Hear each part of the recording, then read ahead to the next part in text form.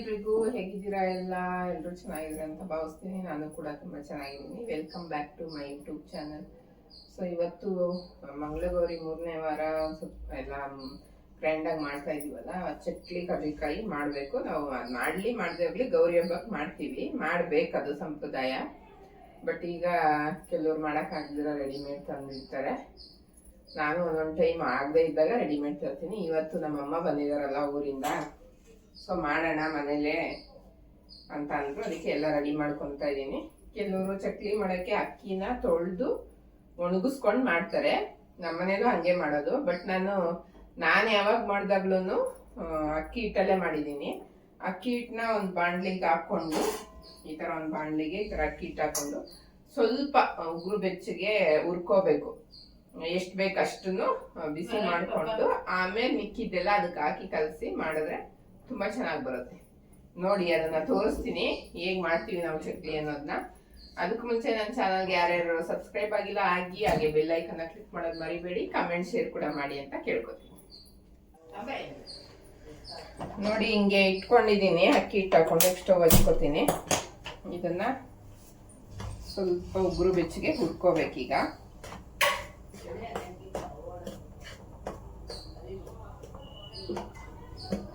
ಇದು ಹುರಿದಾದ್ಮೇಲೆ ಈ ತರದೊಂದು ದೊಡ್ಡ ಬೇಷನ್ ತಗೊಂಡಿದ್ದೀನಿ. ಈ ಬೇಷನ್ ಅಲ್ಲಿ ಹಾಕೊಂತೀನಿ ಎಲ್ಲಾನು. ಇನ್ನು ಒಂದು 4 ಟ್ರಿಪ್ ಹುರ್ಕೋಬೇಕು ಇಷ್ಟು ಹಿಟ್ಟನ್ನ, ಯಾಕಂದ್ರೆ ಜಾಸ್ತಿ ಮಾಡ್ತಾ ಇದೀವಿ, ಸ್ವಲ್ಪ ಅಲ್ಲ.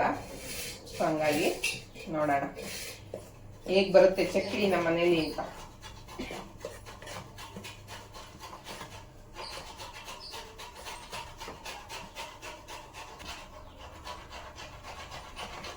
ಈಗ ಇದಾಗಿದೆ. ಇದನ್ನ ತೆಗೆದು ಅದಕ್ಕೆ ಹಾಕೊಂಡು ಬೇರೆ ಇನ್ನೊಂದು ಸ್ವಲ್ಪ ಹುರ್ಕೋಬೇಕು. ನೋಡಿ, ಇಷ್ಟಾದ್ರೆ ಸಾಕು. ಅದೇನು ಕಲರ್ ಚೇಂಜ್ ಆಗೋರ್ಗು ಹುರಿಬೇಕಂತೇನಿಲ್ಲ, ಸ್ವಲ್ಪ ಬಿಸಿ ಮಾಡಿದ್ರೆ ಸಾಕು.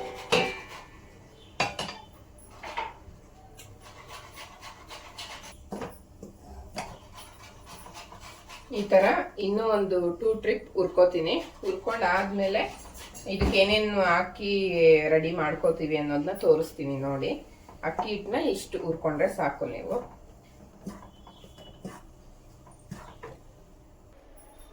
ಗೈಸ್, ಈಗ ಹುರ್ಕೊಂಡಿದ್ದೀನಿ ಇಷ್ಟನ್ನ. ಇದರಲ್ಲಿ 1/4 ಭಾಗದಷ್ಟು ನಾನು ಕಡಲೆಪಪ್ಪನ್ನ ಗ್ರೈಂಡ್ ಮಾಡಿ, ಸೊ ಇದು ಒನ್ನಾಡ್ಕೋಬೇಕು. ಇಷ್ಟು ಫುಲ್ ಹಾಕ್ತೀನಿ. ಸೊ ಈಗ ನಾನು ಕಡಲೆಪಪ್ಪು ಅಂದರೆ ಹುರ್ಗಡ್ಲೆ ಅಂತಿರಲ್ಲ ನಿಮ್ಮ ಕಡೆ, ನಮ್ಮ ಕಡೆ ಕಡಲೆಪಪ್ಪು ಅಂತೀವಿ. ಅದನ್ನು ನಾವೆಷ್ಟು ಹಿಟ್ಟು ತೊಗೊಂಡಿರ್ತೀವೋ ಅದರಲ್ಲಿ 1/4% ಕಡಲೆ ಹಿಟ್ಟು ಮಿಕ್ಸ್ ಮಾಡ್ಕೋಬೇಕಂತೆ. ಅಂದರೆ ನೀವೀಗ 3 ಲೋಟ ಅಕ್ಕಿ ಹಿಟ್ಟು ತೊಗೊಂಡಿದ್ರೆ ಅದರಲ್ಲಿ 1 ಲೋಟ ಕಡಲೆಪಪ್ಪನ್ನ ಮಿಕ್ಸಿ ಮಾಡಿ ಈ ಥರ ಒನ್ನಾಡ್ಕೋಬೇಕಂದ್ರೆ ಮೇಲ್ಗಡೆ ಎಲ್ಲ ಅದು ತರಿಯಾಗಿರುತ್ತಲ್ಲ, ಅದನ್ನು ಸೇರ್ಸಾಕ್ಬಿಟ್ರೆ ಚೆನ್ನಾಗಿ ಬರಲ್ಲ ಚಕ್ಲಿ, ಸಾಫ್ಟ್ ಇರಲ್ಲ. ಸೊ ಹಂಗಾಗಿ ಈ ಥರ ನಾನು ನೀಟಾಗಿ ಒನ್ನಾಡಿ ಹಾಕ್ಕೊತಾ ಇದ್ದೀನಿ, ಮಿಕ್ಸ್ ಮಾಡ್ಕೊತಾ ಇದ್ದೀನಿ. ಅದಕ್ಕೆ ನಾನು 3 ಲೋಟ ಅನಿಸುತ್ತೆ ತೊಗೊಂಡಿರೋದು, ಅದಕ್ಕೆ 1 ಲೋಟದಷ್ಟು ಇದನ್ನ ಮಿಕ್ಸ್ ಮಾಡ್ಕೊತಾ ಇದ್ದೀನಿ. ಈಗ ಗೈಸ್, ಇವಾಗ ಇದಕ್ಕೆ ಎಷ್ಟು ಅಕ್ಕಿ ಹಿಟ್ಟು ತೊಗೊಂಡಿದೆ ಅದು 1/4 ಭಾಗ ಕಡಲೆ ಪಪ್ಪು ಅಂದರೆ ಕಡಲೆ ಹುರ್ಗಡ್ಲೆ ಅಂತಾರಲ್ಲ, ಅದನ್ನು ಮಿಕ್ಸಿ ಗ್ರೈಂಡ್ ಮಾಡಿ ಇದರಲ್ಲಿ ಒನ್ನಾಡ್ಕೊಂಡು ಮಿಕ್ಸ್ ಮಾಡ್ಕೊಂಡಿದ್ದೀನಿ. ಸೊ ಇದು ಲಾಸ್ಟಲ್ಲಿ ಇದು ಉಳಿದಿರೋದು. ಇದನ್ನೇನು ವೇಸ್ಟಾಗಿ ಬಿಸಾಕೋದೇನು ಬೇಡ. ಇಟ್ಕೊಂಡ್ರೆ ಸಾಂಬಾರ್ಗೆ ಖಾರ ರುಬ್ಬೇಕಾರೆ ಇದನ್ನು ಹಾಕೊಂಡು ರುಬ್ಬಿದ್ರೆ ಸ್ವಲ್ಪ ಮಂದ ಬರುತ್ತೆ ಸಾಂಬಾರು, ಒಬ್ಬಟ್ಟು ಸಾಂಬಾರು. ಸೊ ನಾವು ಹಾಕ್ತಿದ್ದೆ ಅದಕ್ಕೋಸ್ಕರ ಹಂಗೆ ಎತ್ತಿಟ್ಟಿದ್ದೀನಿ ಅದನ್ನ. ಇವಾಗ ಇದಕ್ಕೆ ಎಷ್ಟು ಖಾರ ಬೇಕು ಮತ್ತು ಬೆಣ್ಣೆ ಎಲ್ಲ ಹಾಕ್ಬೇಕು, ಇದಕ್ಕೆ ಎಷ್ಟೆಷ್ಟು ಅಂತ ಹೇಳ್ತೀನಿ ನೋಡಿ.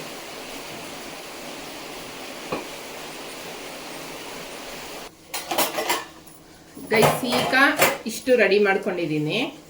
ಅಷ್ಟು ಹಿಟ್ಟಿಗೆ ಇಷ್ಟು ಮೆಣಸಿನ್ಕಾಯಿ ಮತ್ತು ಬೆಳ್ಳುಳ್ಳಿ, ಕರಿಬೇವಿನ ಸೊಪ್ಪು ಎಷ್ಟೆಷ್ಟು ತೊಗೊಂಡಿದ್ದೀನಿ ಅಂದರೆ ಇದೊಂದು 10ರಿಂದ 15 ತೊಗೊಂಡಿದ್ದೀನಿ. ಇದೊಂದು 5-6 ಬೆಳ್ಳುಳ್ಳಿ ತೊಗೊಂಡಿದ್ದೀನಿ. ಕರಿಬೇವು ಎಲೆ ಉದ್ದ ಈ ಥರ ಕಡ್ಡಿ ಬರುತ್ತಲ್ಲ, ಈ ಥರ ಕಡ್ಡಿ ಒಂದು 10 ತೊಗೊಂಡಿದ್ದೀನಿ, 8ರಿಂದ 10 ತೊಗೊಂಡಿದ್ದೀನಿ. ಸೊ ಇಷ್ಟು ಇದನ್ನ ನುಣ್ಣಗೆ ರುಬ್ಕೋಬೇಕಂತೆ. ಈಗ ಮಿಕ್ಸಿಗೆ ಹಾಕೋತಾ ಇದ್ದೀನಿ. ಆಮೇಲೆ ಇದಕ್ಕೆ ಸ್ವಲ್ಪ ಕಾಯಿ, ಅದೇ ನಮ್ಮ ತೆಂಗಿನಕಾಯಿ ಹಾಕೋಬೇಕು ತುರಿದು. ಸೊ ಇದನ್ನ ಮಿಕ್ಸಿ ಮಾಡ್ಕೊಂಡು ತೋರಿಸ್ತೀನಿ.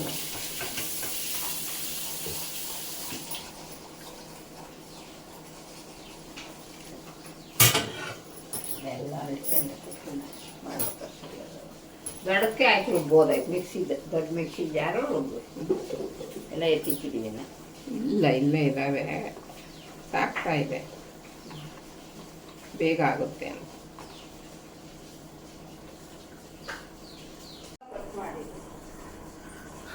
ಇಷ್ಟು ಹಾಕ್ಕೊಂಡಿದ್ದೀನಿ ಗೈಸ್. ಈಗ ಕರಿಬೇವು, ಮೆಣಸಿನ್ಕಾಯಿ, ಬೆಳ್ಳುಳ್ಳಿ. ಇದು ನಾನು ಪ್ಲೇಟಲ್ಲಿ ತೋರಿಸಿದ್ದು ಬಂದಿದೆಯೋ ಇಲ್ವೋ ಗೊತ್ತಿಲ್ಲ, ಯಾಕಂದರೆ ಕಾಲು ಬಂದಿದೆ, ನಾನು ನೋಡ್ಕೊಂಡೇ ಇಲ್ಲ. ಅದಕ್ಕೆ ಈಗ ಫ್ಲೈಟ್ ಮುಳುಗಾಕಿ ವಿಡಿಯೋ ಮಾಡ್ತಾ ಇದ್ದೀನಿ. ಸೊ ಹಂಗಾಗಿ ಇದು ಮೆಣಸಿನ್ಕಾಯಿ ಬಂದು 10ರಿಂದ 15 ಹಾಕೊಂಡಿದ್ದೀನಿ. ಕರಿಬೇವಿನ ಸೊಪ್ಪಿನ ಎಲೆ, ಆ ಕಡ್ಡಿ ಬರುತ್ತಲ್ಲ ಫುಲ್ ಇಸ್ಲು, ಅದನ್ನ ಒಂದು 10 ಹಾಕೊಂಡಿದ್ದೀನಿ, 8ರಿಂದ 10. ಈ ಬೆಳ್ಳುಳ್ಳಿ ಬಂದು ಒಂದು 5-6 ಹಾಕೊಂಡಿದ್ದೀನಿ ಅಷ್ಟೇ. ಇದನ್ನ ಫುಲ್ ಗ್ರೈಂಡ್ ಮಾಡ್ಕೊಳ್ಳೋಣ, ಆಮೇಲೆ ಅದಕ್ಕೆ ಮಿಕ್ಸ್ ಮಾಡ್ಕೋಬೇಕು. ಇದ್ರ ಜೊತೆಗೆ ತೆಂಗಿನಕಾಯಿ ಕೂಡ ಹಾಕಬೇಕು. ಇದನ್ನ ಫಸ್ಟು ರುಬ್ಕೊಂಡು ಆಮೇಲೆ ತೆಂಗಿನಕಾಯಿ ಹಾಕೊತೀನಿ. ಬನ್ನಿ, ಘಾಟು ತೆಗ್ದಿದ ತಕ್ಷಣ ಇದಕ್ಕೆ ಈಗ ಇಷ್ಟು ತೆಂಗಿನಕಾಯಿ ಹಾಕ್ಬೇಕಂತೆ, ಅಂದರೆ ಅರ್ಧ ಹೋಳು. ಈಗ ರುಬ್ಕೊಂಡಾಯ್ತು, ಈಗ ಮಿಕ್ಸ್ ಮಾಡೋಣ. ಫಸ್ಟ್ ಬೆಣ್ಣೆ ಮಿಕ್ಸ್ ಮಾಡು. ಫಸ್ಟ್ ಬೆಣ್ಣೆ ಮಾಡಿ ಮನೇಲೆ ಮಾಡಿರೋ ಬೆಣ್ಣೆನ ಎತ್ತಿಟ್ಟಿದ್ದೆ. ಸೊ ಈಗ ಅದನ್ನ ನೀರಲ್ಲಿ ವಾಶ್ ಮಾಡ್ಕೊಂಡು ಇದಕ್ಕೆ ಮಿಕ್ಸ್ ಮಾಡ್ಕೊತಾ ಇದೀನಿ. ಅಷ್ಟು ಹಾಕ್ಲಾ?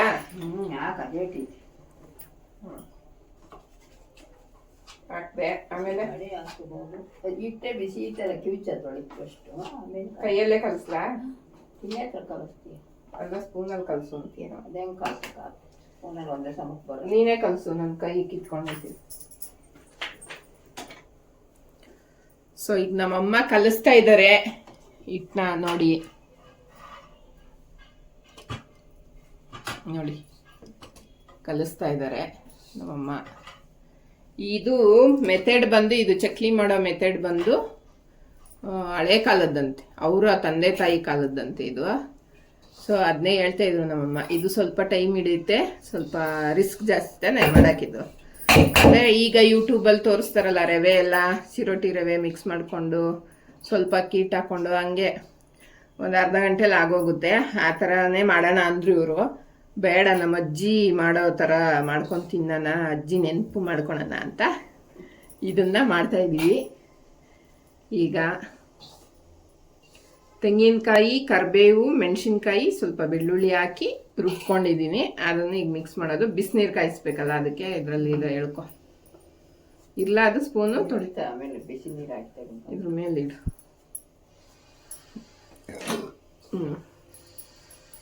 ಬಿಸಿನೀರು ಕಾದಿದೆ. ಅಷ್ಟಿದಲ್ಲ ಹಾಕು ಖಾರ.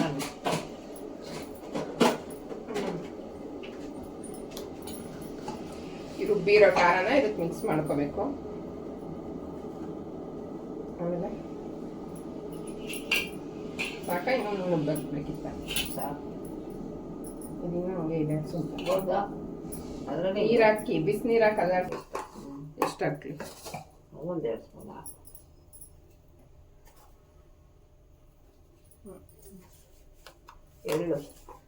ಎಲ್ಲ ಹಾಕ್ತೀನಿ ನೋಡಿ ಗೈಸ್. ಗಸಗಸೆ ಬೇಡ ಹಾಕಿ. ಜೀರಿಗೆ, ಓಂಕಾಳು 2 ಸ್ಪೂನು, ಜೀರಿಗೆ 4 ಸ್ಪೂನ್ ಹಾಕಿದ್ದೀನಿ. ಈ ಸ್ಪೂನಲ್ಲಿ ಅಳತೆಯಲ್ಲಿ, ಅದಕ್ಕೆ ಈ ಸ್ಪೂನ್ ಅಳತೆಯಲ್ಲಿ 4 ಸ್ಪೂನ್ ಜೀರಿಗೆ, 2 ಸ್ಪೂನ್ ಓಂಕಾಳು ಹಾಕಿದ್ದೀನಿ ನೋಡಿ ಗೈಸ್. ಎಳ್ಳು ಡಿಮಾರ್ಟಲ್ಲಿ ತಂದಿರೋದು 100 ಗ್ರಾಮ್ ಇದೆ.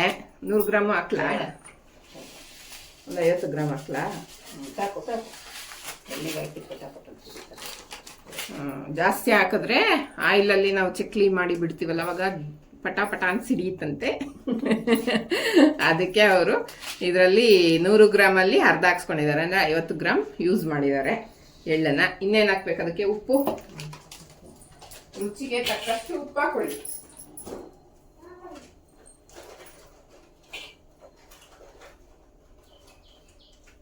ಬಿಸಿ ಮಾಡಿ ಸಿಗಿಸ್ಬೇಕಾಯ್ತು. ಹಂಗೆ ಇಟ್ಟರೆ ನಮ್ಮನೆ ಎಬ್ಬುಳೆ ಬರುತ್ತೆ. ಹೋಗಿ ಅಳತೆಗಾಗ್ತದೆ. 1 ಸ್ಪೂನ್, 2 ಸ್ಪೂನ್, 3 ಸ್ಪೂನ್, 4 ಸ್ಪೂನ್ ಸಾಕಾ? ಹೆಂಗಾಗುತ್ತೆ? ಹಾಕಿ 5 ಸ್ಪೂನ್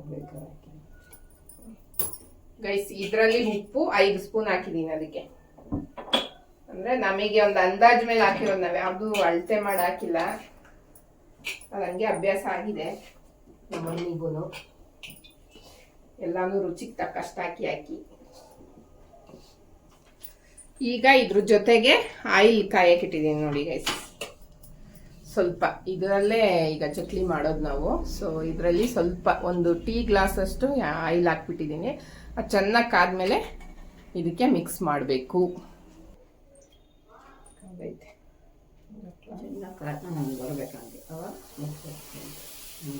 ಕಾದಿರುತ್ತೆ, ಇದು ಬಾಣ್ಲಿ ಗಟ್ಟಿ ಇದೆಯಲ್ಲ ಅದು ಕುದಿಯೋದು ಗೊತ್ತಾಗಲ್ಲ.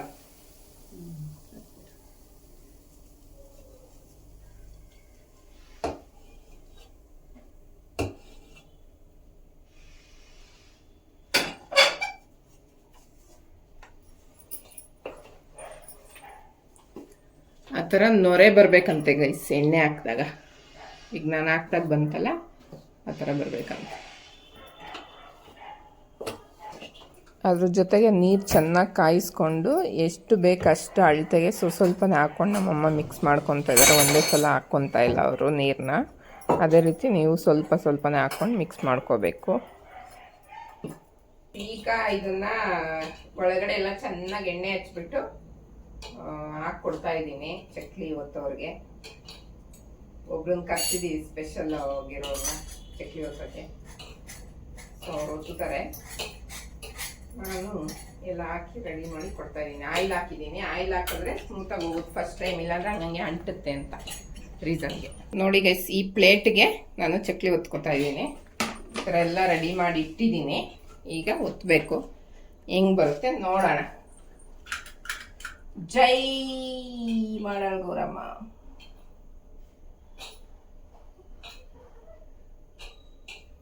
ಕಟ್ ಆಗ್ತೈತೆ ನೋಡಿ ಗೈಸ್. ಈಗ ನಾನು ಚಕ್ಲಿ ಒತ್ತುತ್ತಾ ಇದ್ದೀನಿ. ಎಷ್ಟು ಸ್ಮೂತಾಗಿ ಸಾಫ್ಟಾಗಿ ಬರ್ತಾಯಿದೆ. ಹಿಂಗೆ ಕಟ್ ಆಗ್ದಿರ ಹಿಂಗೆ ನಾವು ಒತ್ತಬೇಕು. ಹಿಂಗೆ ಒಂದೇ ಸುತ್ತೋವರೆಗೂ ಬರಬೇಕು. ಈಗ ಸ್ಟಾರ್ಟಿಂಗ್ ಅಲ್ವಾ ನಂದು, ಒಂದೊಂದು ಕಟ್ ಆಗ್ತಿದೆ ಅಷ್ಟೇ. ಸೊ ಚೆನ್ನಾಗಿ ಬಂದಿದೆ. ಚೆನ್ನಾಗಿ ನಾದಬೇಕಂತ ಇದನ್ನ, ಇಲ್ಲಾಂದರೆ ಈ ಥರ ಕಟ್ ಆಗ್ತಾ ಇರುತ್ತೆ ಅಂತ ಹೇಳ್ತಿದ್ರು ನಮ್ಮಮ್ಮ. ನಾನು ಹಂಗೆ ಅಡ್ಜಸ್ಟ್ ಮಾಡಿ ಮಾಡ್ತಾಯಿದ್ದೀನಿ. ಸೆಕೆಂಡ್ ರೌಂಡಲ್ಲಂತೂ ತುಂಬ ಚೆನ್ನಾಗಿ ಬಂತು. ಫಸ್ಟ್ ರೌಂಡಲ್ಲಿ ಒಂದೊಂದೆಲ್ಲೋ ಕಟ್ ಆಗ್ತಿತ್ತು ಅಷ್ಟೇ. ಅಷ್ಟು ಬಿಟ್ಟರೆ ತುಂಬ ಚೆನ್ನಾಗಿ ಬಂತು. ಈ ಥರ ಚಕ್ಲಿಗಳು ತಂದು ಇಟ್ಕೊಂಡಿದ್ದೀವಿ ನಾವು. ಇದು ಒಂಥರ ಈಸಿ, ಹಿಂಗೆ ಪ್ರೆಸ್ ಮಾಡಿದ್ರೆ ಹಿಂಗೆ ಇದು ಮಾಡುತ್ತೆ. ಹಳೆ ಕಾಲದಲ್ಲಿ ಈಗ ನಾನು ಎಣ್ಣೆಗೆ ಹಾಕ್ತಾ ಇದ್ದೀನಿ ನೋಡಿ. ಇದೊಂದು ಆಗಿದೆ. ಸೊ ಇದು ಒಂದೆರಡು ಪ್ಲೇಟಷ್ಟು ಬೇಯಿಸ್ಕೊಂಡ್ಬಿಡ್ತೀನಿ ಚೆನ್ನಾಗಿ ಇರೋದು. ಅದು ದೇವ್ರ ನೈವೇದ್ಯಕ್ಕೆ ಆಗುತ್ತೆ. ಆಮೇಲೆ ಮಿಕ್ಕಿದ್ನ ಸ್ವಲ್ಪ ಟೇಸ್ಟ್ ನೋಡಿ ಮಾಡೋಣ ಅಂತ ಇದ್ದಾರೆ. ಯಾಕಂದರೆ ಜಾಸ್ತಿ ಮಾಡೋದಲ್ಲ, ಆಮೇಲೆ ತಿನ್ನೋಕ್ಕಾಗಲ್ಲ ಚೆನ್ನಾಗಿ ಬಂದಿಲ್ಲ ಅಂದರೆ ಅಂತ. ಐ ಥಿಂಕ್ ಮೇ ಬಿ ನನಗನ್ಸುತ್ತೆ ದೇವ್ರಿಗೆ ಮಾಡ್ತಿರೋದಲ್ಲ ಟೇಸ್ಟ್ ಚೆನ್ನಾಗಿ ಬಂದಿರುತ್ತೆ ಅಂತ. ಇಲ್ಲಿ ನಮ್ಮಮ್ಮ ಬಂದಿರುತ್ತೆ ಮಿದ್ತಾ ಇದ್ದಾರೆ. ಇಲ್ಲಿ ಅಮ್ಮ ಮಿದ್ತಾ ಇದ್ದಾರೆ. ಸೊ ಇಲ್ಲಿ ಒಬ್ರು ಕೈಯಲ್ಲಿ ಚಕ್ಲಿ ಒತ್ತಿಸ್ತಾ ಇದ್ದೀವಿ. ಮಗಳೆಲ್ಲ ಆಡಕ್ಕೆ ಹೋಗಿದ್ದಾಳೆ, ಇನ್ನೂ ಬಂದಿಲ್ಲ. ಸೊ ಈಗ ಜಲ್ದಿ ಎಲ್ಲ ಬೇಯಿಸಿ ಎಲ್ಲ ಆದಮೇಲೆ ತೋರಿಸ್ತೀನಿ ನೋಡಿ ಗೈಸ್ ಹೇಗಿದೆ ಟೇಸ್ಟು ಏನು ಅಂತ. ಗೈಸ್ ಇವಾಗ ನಮ್ಮ ಫ್ರೆಂಡ್ ಮನೆಗೆ ಕುಂಕುಮಕ್ಕೆ ಹೋಗ್ಬೇಕಿತ್ತು ನಾವು. ನೋಡಿದ್ರೆ ಫುಲ್ ಮಳೆ ಬರ್ತಿದೆ. ಏನು ಮಾಡೋದೋ ಏನೋ ಗೊತ್ತಾಗ್ತಿಲ್ಲ. ರೆಡಿಯಾಗಿ ಹೋಗ್ಬೇಕು. ಏನು ಕರೆದ್ಮೇಲೆ ಹೋಗ್ದಿರ ಇರೋಕ್ಕೂ ಆಗಲ್ಲ. ಹೋಗ್ಲಿಲ್ಲ ಅಂದರೆ ಒಂಥರ ಮೈಂಡು ಕರೆದ್ರೂ ಹೋಗಲಿಲ್ಲ ಅದಕ್ಕೆ ಏನೋ ಅನ್ನೋ ಥರನೂ ಅನಿಸ್ತಾ ಇರುತ್ತೆ. ಅರಿಶಿನ ಕುಂಕುಮಕ್ಕೆ ಕರೆದ್ರೆ ಯಾವಾಗೂ ಹೋಗ್ದಿರ ಇರಬಾರ್ದಂತೆ ನಮ್ಮಮ್ಮ ಹೇಳ್ತಿರ್ತಾರೆ. ಸೊ ಈಗ ಮುಖ ತೊಳ್ಕೊಂಡು ನಾನು ಚಿಕ್ಕದಾಗ ಒಂದು ವರಲಕ್ಷ್ಮಿ ಇಟ್ಟಿದ್ದೀನಿ. ಅದಕ್ಕೆ ದೀಪ ಎಲ್ಲ ಅಂಟಿಸಿ ರೆಡಿಯಾಗಿ ಸೀರೆ ಉಟ್ಕೊಂಡು ಹೋಗಿ ಬರಬೇಕು. ಸೊ ಇವತ್ತೇ ಚಕ್ಲಿ ಕೂಡ ಮಾಡಿದ್ವಿ. ಅದು ಇನ್ನೊಂದು ವಿಡಿಯೋದಲ್ಲಿ ಬರುತ್ತೆ ನೋಡಿ. ಇವತ್ತಿನ ವಿಡಿಯೋದಲ್ಲಿ ಬರಲ್ಲ, ನೆಕ್ಸ್ಟ್ ವಿಡಿಯೋದಲ್ಲಿ ಹಾಕ್ತೀನಿ ಚಕ್ಲಿ ಹೇಗೆ ಮಾಡಿದ್ವಿ ಏನು ಅಂತ. ಸೊ ಚೆನ್ನಾಗಿ ಬಂದಿದೆ ಚಕ್ಲಿ ಗೈಸ್. ನೋಡಿ ಇಷ್ಟು ಚಕ್ಲಿ ಆಗಿದೆ ಅಷ್ಟು ಹಿಟ್ಟಿಗೆ. ಸೊ ಇದರಲ್ಲಿ ಸ್ವಲ್ಪ ಒಡ್ಕೊಂಡಿದೆ, ಹಂಗಂಗೆ ಚೂರು ಕೂಡ ಆಗಿದೆ. ಎಲ್ಲ ಡಿವೈಡ್ ಮಾಡಿ ಚೆನ್ನಾಗಿರೋದು ಒಂದು ಬಾಕ್ಸಿಗೆ, ಒಡ್ಕೊಂಡಿರೋದೆಲ್ಲ ಅಂದರೆ ಪುಡಿ ಆಗಿರೋದೆಲ್ಲ ಒಂದು ಬಾಕ್ಸಿಗೆ ಹಾಕಿಡಬೇಕು. ಎಣ್ಣೆ ನೋಡಿ ಯಾವ ಕಲರ್ ಆಗೋಗಿದೆ ಎರಡೂ. ಸೊ ಇದು ನಾಳೆ ಕರ್ಜಿಕಾಯಿಗೂ ಬೇಕು. ಸೋಸಿ ನೀಟಾಗಿ ಇಟ್ಕೊಂಡು ನಾಳೆ ಕರ್ಜಿಕಾಯಿ ಕೂಡ ಮಾಡಬೇಕು. ಸೊ ನೋಡಿ ಹಿಂಗೆ ಬಂದಿದೆ ಚಕ್ಲಿ. ತುಂಬ ಚೆನ್ನಾಗಿ ಬಂದಿದೆ ಗೈಸ್. ನೋಡಿ ನೀವು ಎಷ್ಟು ಚೆನ್ನಾಗಿ ಬಂದಿದೆ. ಸುಮ್ಮನೆ ಹಿಂಗೆ ಪ್ರೆಸ್ ಮಾಡಿದ್ರೆ ಸಾಕು ಪುಡಿ ಆಗೋಗುತ್ತೆ ನೋಡಿ. ತುಂಬ ಚೆನ್ನಾಗಿ ಬಂದಿದೆ. ಸೊ ಬಾಯಲ್ಲಿಟ್ಟರೆ ಕರೆಕ್ಟ್ ಇದೆ. ಬೆಣ್ಣೆ ಮುರುಕ್ ಥರ ಬಂದಿದೆ ಚಕ್ಲಿ. ಸಖತ್ತಾಗಿದೆ. ನೋಡೋಣ. ಸೊ ಚಕ್ಲಿ ಮಾಡೋದು ಹೇಗೆ ಅಂತ ನೋಡ್ಕೊಂಡ್ರಲ್ಲ. ಇದಾಗಿತ್ತು ಇವತ್ತಿನ ವಿಡಿಯೋ. ನಿಮ್ಗೆಲ್ಲರಿಗೂ ಇಷ್ಟ ಆಗಿದೆ ಅಂತ ಅಂದ್ಕೊಂಡಿದ್ದೀನಿ. ಇಷ್ಟ ಆಗಿದ್ರೆ ಲೈಕ್, ಶೇರ್, ಕಮೆಂಟ್ ಹಾಗೆ ಸಬ್ಸ್ಕ್ರೈಬ್ ಆಗೋದನ್ನ ಮರಿಬೇಡಿ.